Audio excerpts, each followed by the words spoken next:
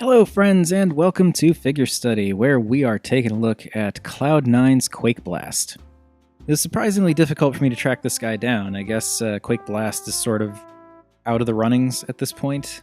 Virtually no online shops that I frequent sell him anymore. I actually had to go through eBay. Fortunately, I was obviously able to get my hands on him, and for a pretty good price, too. But anyway, Quakeblast is obviously Shockwave. And as I understand it, there's some back and forth with whether or not they copied Fans Toys' design and this, that, and the other thing, and I really don't care. What drew me to Quakeblast over Quakewave is the fact that I just liked Quakeblast's aesthetic better, which we'll see more in robot mode, but it's just that simple. What's funny is I've been wanting a good, solid Shockwave for a while. Now we're spoiled for choice, but at the time, this was pretty much the only Shockwave that I had, other than like the giant Cyberverse one that was kind of eh. Like it looked the part, but it didn't really do anything. And, where to begin? Well, he's a very deep purple and silver space blaster thing. And he does look good. I like the shape of the gun. I think it's pretty cool. I like the deep purple here. It might be a little too dark. And the nice silver handle is really cool too. It fits in the hand pretty darn comfortably. And it even has a little fake gun trigger that doesn't actually do anything. It doesn't move or anything like that, but it's still there, which is cool. And I have opted for the collapsible backpack. I believe this guy also, yeah, he has a like a solid one that you can snap on that does look a little bit better, but I just wanted him to be self-contained. I didn't want to deal with any like stuff sitting off to the side when transforming him, so I have the other one in the box and I just use this, and I think this is passable.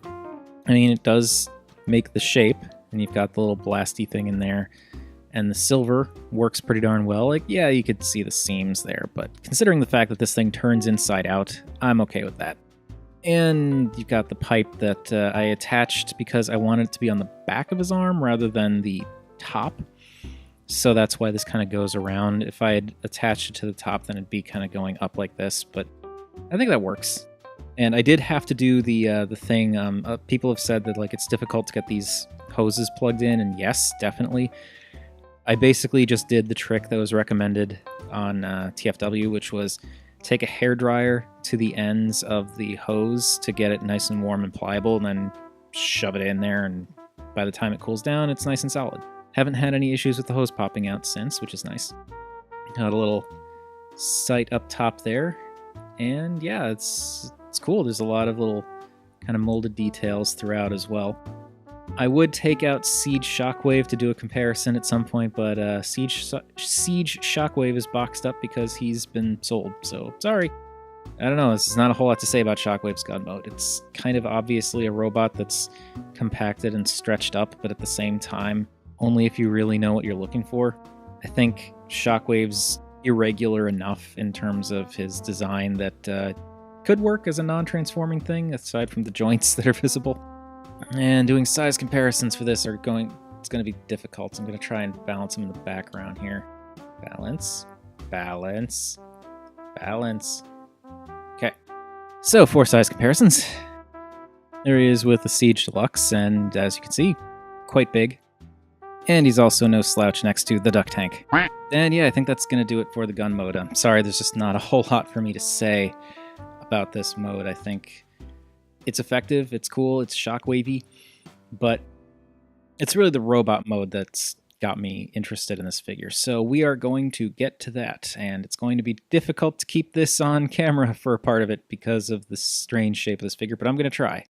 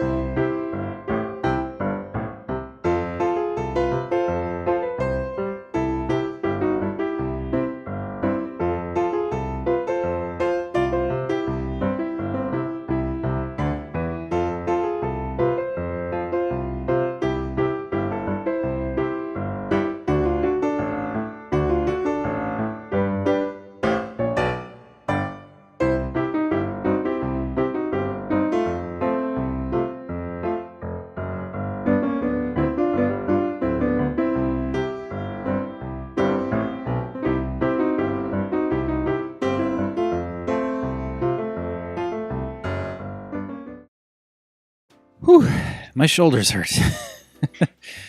But there we have Quakeblast in his robot mode, and all things considered, it's a pretty straightforward transformation. It's just there are certain bits that are a little bit tricky. For one thing, disengaging the reversed backpack for the gun barrel, that takes some doing. That thing did not want to unclip. And it's not because the clips are too tight, it's just because of the way it wraps around. You kind of have to, like, twist this way and this way on the two different halves as you try and pull it apart to disengage the different tabbing mechanisms, and it's kind of difficult to do just with how it's wrapped around all of that other stuff. Also, the handles that flip around, the little joints that those flip on are alarmingly tight. They're a little bit less scary after a few transformations, but they're still a little bit concerning when trying to transform this guy. But the end result is pretty fantastic. I feel like even people who don't know Shockwave as a character will recognize this. You know, you've got the mono eye, you've got the one gun hand, the big visor chest thing, and of course the purple and silver. Well, purple primarily. I guess the silver isn't necessarily a Shockwave thing. There we go. That was bugging me. The only real gripes I have about this, aside from the tolerances of the things there, is the fact that the gun hand is, it's a little bent. It might not be super noticeable right now, but it's kind of crooked to the side. I'm not sure how best to fix that other than just getting a replacement. And I mean, there are replacements out there. I just don't feel like spending $15 on something like that. Same deal with the hand. I mean, the hand is fine. It's just, it's made out of translucent plastic, and having a hand made out of translucent plastic kind of concerns me. As far as I can tell, it hasn't done any cracking or stressing yet, but it does concern me because it's clear plastic. But it is what it is. And what that is a pretty spectacular looking Shockwave. I love this, and I know that like Shockwave's proportions are kind of all over the place. Depending on the source material, he might be beefy and imposing, he might be a weedy looking dork. Looking at you, Masterpiece. Which I know it's an accuracy thing, but I like this Shockwave. This Shockwave looks scary. This makes me think more of, say, Transformers Prime Shockwave. He's got some really nice proportions, he's got the kind of chunky boots, the chunky everything really, the larger arms with the broader shoulders, the broader chest. I did do some customizing on him, which I will get to when we look at more of the detailing. And you can probably tell what the customizing is, but overall, I think even without the customizing, he was cool, but I think with the customizing, and it's a mild thing, very simple thing that anybody could do, so I would highly recommend doing it. But yeah, it's just the stuff in the face, which again, I'll detail later, but I love the way that this all pops with the added paint that I did. The purple might be a little on the dark side, but I actually kind of like this slightly metallic-y, darker purple. The only thing that really bugs me in terms of the color placement is the silver for the shoulders, and that's just because it seems kind of out of place. Like the feet and the thighs, that totally works, but just the shoulders seems a little weird. I feel like conceptually it would work better if like that silver carried into maybe part of the elbows or the biceps. It's just a little weird to me to have the only silver in the torso being the shoulders. And turning him around, can see his gun barrel has become a backpack, and I really like how it turns inside out and kind of camouflages itself, because a lot of that, like all the silver is basically on the inside now, and that works out pretty darn well. As I understand it, that is a thing that was probably ripped off of Fans Toys Quakewave, but again, don't care that much. And aesthetically, it's just, it was the aesthetics that sold me. You know, I like the framing, the frame that this guy has, the coloring, the little texturing elements here and there. And primarily, weirdly enough, it was the feet that sold me on Quakeblast versus Quakewave. I like these feet better. Quakewave's feet looked a little bit awkward to me and a little bit weirdly boxy. Granted, while these feet do have ankle tilts, you actually have to disengage the handles here so that you can get that ankle tilt, which does kind of suck, but it's a price that I think is worth it. I do wish that you could do the ankle tilt without it, and I feel like maybe you could. The only thing, you'd have to like shave these off, which would be a little unsightly and also would affect how things peg together in gun mode, but it's an option.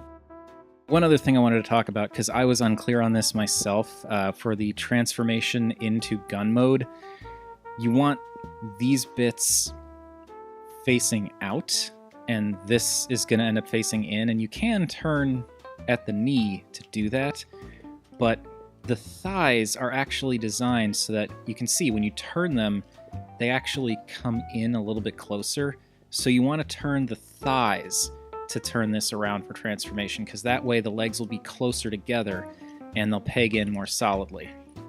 So just something to be aware of if you get this guy and are trying to transform him. Moving on to the detailing, there's just a lot of nice little texturing here. And I like the silver and purple.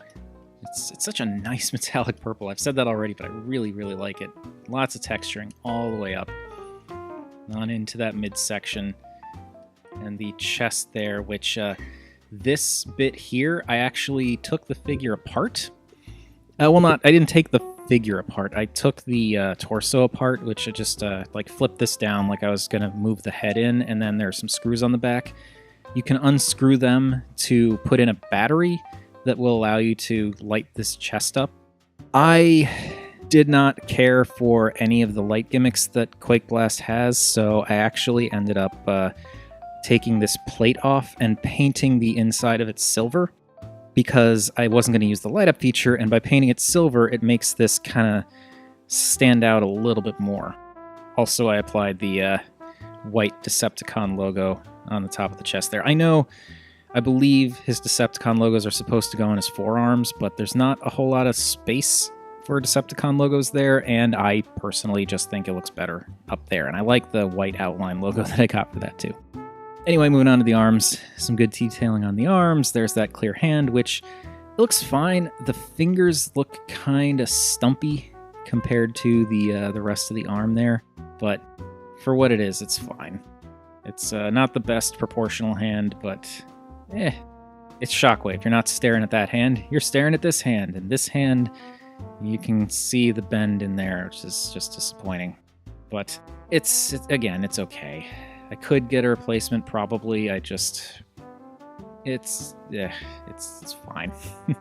And you've also got the port for the hose there, or the one for the back, obviously. As I said, I went for the one in the back, because I just like how that goes up and connects to the backpack a little bit better. As for the face, and in Shockwave's case, I use the term extremely loosely. It's Shockwave. It's nothing with a yellow dot in it. And this is the paint job that I really, really liked on this guy, because out of the box, and yes, I technically should be doing an enhanced edition on this guy because I customized him, but it's my channel, I can do what I want. But yeah, out of the box, this face is the exact same purple as the rest of him, and then that eye is a yellow light, which I'm sure looks great if you put in the batteries and light up the eye, but it just wasn't doing it for me. If he was in shadow, it was okay, but it just looked kind of meh. So I ended up going in with black paint and yellow paint. I painted the face and then painted the light that yellow color, and that pops so hard. I love it. The black isn't that far off in tone from the purple, but it really kind of ties it together. It makes it look like his face is kind of perpetually shadowed by the frame around it, and that yellow pops so hard. It looks so good. It doesn't need the light to stand out and look awesome. As for the rest of the head, it's, typical Shockwave. It's a squished hexagon with ears. But it looks good. It looks really good. I like the head, particularly now that I painted the face. And it's a little streaky, but, it's black, so it doesn't show up that bad. I'm extremely happy with Quakeblast. It was one of those things where it's like, I'm not really into Shockwave as a character. I know a lot of people are, but Shockwave's not really my thing. I just think he looks cool. And so having a Shockwave that looks this cool, that is totally, yeah, I'm into that. Size-wise, he's also pretty darn big. I believe I don't have a Masterpiece Shockwave to do a comparison with, and if I were to ever get a Masterpiece Shockwave, it would have to be the dark purple one, and it'd have to be way cheaper than $200, because no thank you. But I'm pretty sure that Quakeblast is actually a little bit taller than Masterpiece Shockwave, I think. And yeah, he's big. But more than just being big, I really appreciate, again, the fact that he looks kind of beefy. Speaking of beef, here he is next to the duck tank. Yes, I know, poultry's not actually beef, it was a joke. And what the heck, let's do some other Masterpiece-ish comparisons. I think the angle here is bad, so let's readjust there. There we go. So, there's Quakeblast next to what is basically Masterpiece Megatron, though this is not the official one. This is the Toy House Factory, I believe, KO. Because it had the G1 chest plate and face and was also significantly cheaper. I'm terrible, I know, I'm sorry. Here he is with Masterpiece Soundwave, and he's a bit taller than Masterpiece Soundwave. Here he is with what is basically MP10, the Magic Square Light of Freedom. I do intend to do a video on this guy eventually. It's, you know, I've got a big backlog. I'm working my way through it. But eventually I'll be getting to him. And I mean it, because there's no way I am buying the official Takara $400 Masterpiece Optimus Prime that they're working on. There's just no way. And for a Masterpiece Carbot size comparison, here he is with G2 Sideswipe. I still love G2 Sideswipe so much. And I do believe that is going to do it for Quakeblast. I like Quakeblast a lot. I'm, as I've said, not necessarily a huge Shockwave fan. I don't dislike Shockwave, it's just kind of, in the grand scheme of things, in terms of the different characters in Transformers, Shockwave is not super high on my list of importance for me, but I had been wanting to have a Shockwave, a cool-looking Shockwave in my collection for a while, and Cloud9's Quakeblast absolutely filled that slot. And yeah, I know, he's not 100% accurate. He hits a lot of the right basic notes, but there are definitely things that are off with him proportionally, color-wise, design-wise, but I don't care. It looks like Shockwave to me, and it looks awesome. What do you all think of Cloud9 Quakeblast? I'm sure lots of people have things to say with regards to the Quakeblast versus Quakewave thing, though it has been several years since that was kind of at the height of the discussion. So, I don't know. If any of you out there have an opinion one way or the other, what are your thoughts? And if you had an opinion in the past that you were super, super adamant about, has it changed at all with time?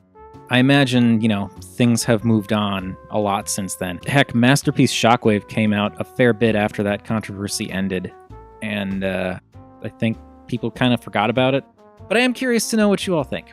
Whatever your thoughts, feel free to chime in down below. I always enjoy hearing from you all. And while you're at it, also feel free to like, subscribe, or if you're feeling generous, you could buy me a coffee. Links in the description. Any of those things would make me a happy Rob. And remember, art doesn't have to be logical, but it is more than meets the eye. I'm sorry, I had to get one in there. It's like a rule.